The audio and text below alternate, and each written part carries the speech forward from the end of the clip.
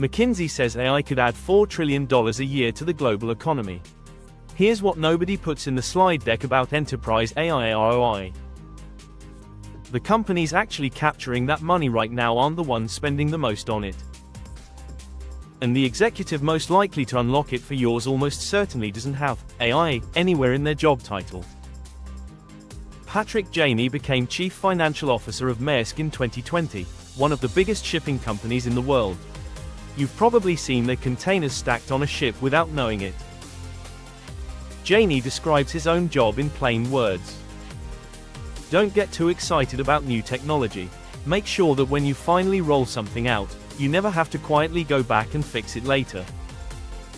Here's the question underneath his caution. Every company carries old habits. Departments that don't talk to each other. Reports nobody fully trusts. Decisions that take 6 approvals because nobody remembers why. Strategy researchers actually have a name for this. They call it organizational debt, the buildup of unclear ownership and slow process that never shows up on a balance sheet, but taxes every new investment anyway. So why do some companies pay that debt down in months, and others take years? McKinsey's own researchers estimate generative AI could add somewhere between $2.6 trillion and $4.4 trillion to the global economy every year. That's roughly the entire economic output of the United Kingdom, created again, every single year. Now the reality. Companies have actually spent somewhere around $30 to $40 billion on this kind of AI so far.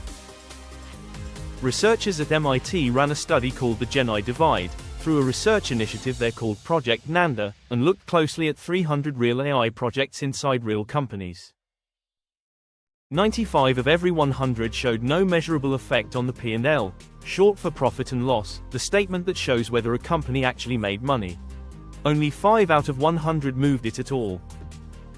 McKinsey asked almost 2,000 companies the same question in 2025. 88% are already using AI somewhere in the business. But 94% said it hasn't meaningfully moved their numbers yet. McKinsey actually has a name for this gap. They call it an echo of the Solow paradox, named after economist Robert Solow, who joked back in 1987 that you could see computers everywhere except in the productivity statistics. Companies kept buying them, the numbers didn't move, for years. When McKinsey dug into why, the answer wasn't the technology. It was messy data nobody had cleaned up, workflows nobody had redesigned, 2 departments who'd never agreed who owns a decision, no agreed way to even measure whether it worked. That's organizational debt, confirmed directly by the world's most quoted strategy consultancy. Which raises the real question. If almost every company is carrying some version of this debt, why do some clear it in months, and others take years? Here's what most boardrooms currently believe. That everyone's already adopting AI, the gains are basically a matter of time, and the only question left is speed, who rolls it out fastest before a competitor does. Under that belief, whoever spends the most, the fastest, wins. It's a comfortable belief, because it turns a hard problem into a simple one: just spend more, faster. Jany didn't have that comfort. His board kept asking when the spending would actually show up on the bottom line. And his company had decades of organizational debt layered on top of itself. So he made a different bet. Everyone wanted speed.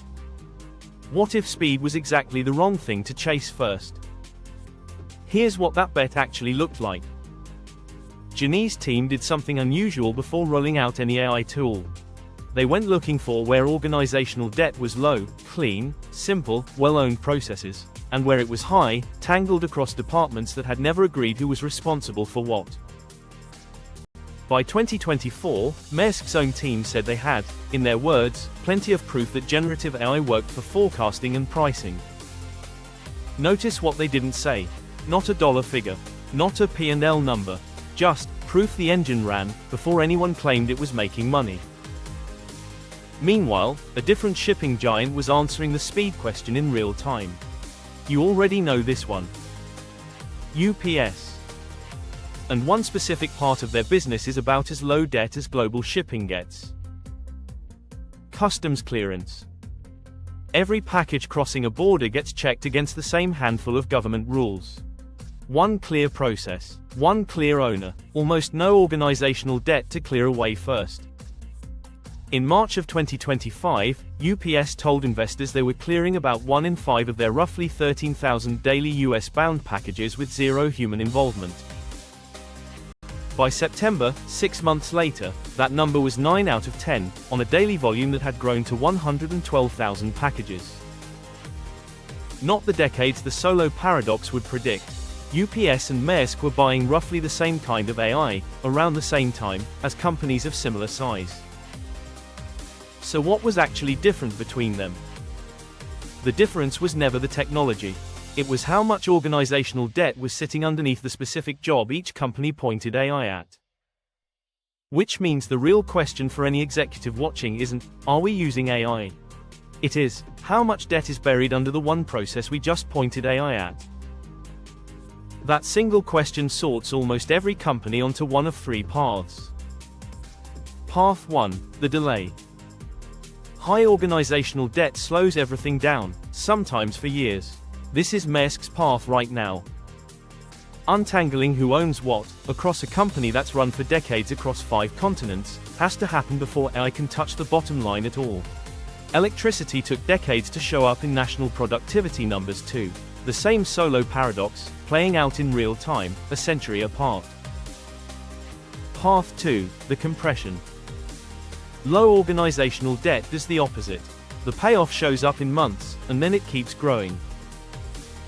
McKinsey's own survey found only about 6% of companies qualify as what they call AI high performers, companies seeing at least a 5% boost to EBIT, short for earnings before interest and tax, the cleanest single measure of how profitable the core business actually is. That small group's advantage keeps widening, because it compounds faster than everyone else can close the gap. And this isn't just a shipping story. Goldman Sachs' own researchers studied this exact question across the whole economy. They found almost no link between AI spending and the company's overall profit. With inside-specific, narrow, well-measured jobs, like coding or customer service, they found a 30% average improvement. The same pattern UPS just proved with customs clearance. Confirmed completely independently, in a different industry, by one of the most cautious research desks on Wall Street. Path 3, the trap.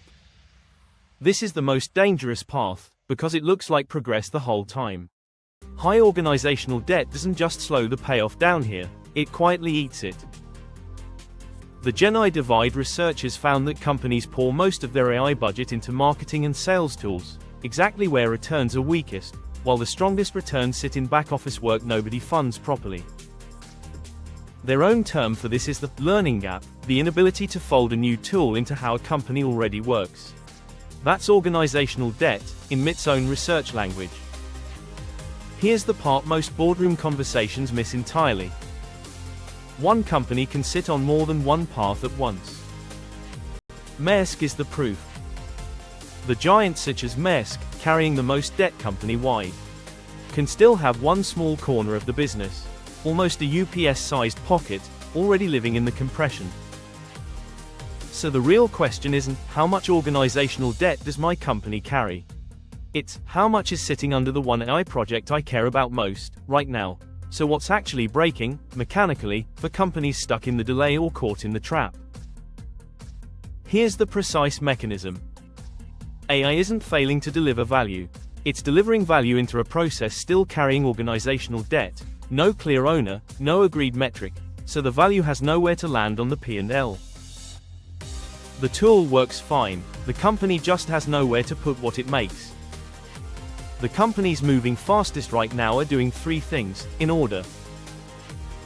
First, they audit organizational debt in a process before they spend money pointing AI at it, Ginny's instinct, just applied earlier.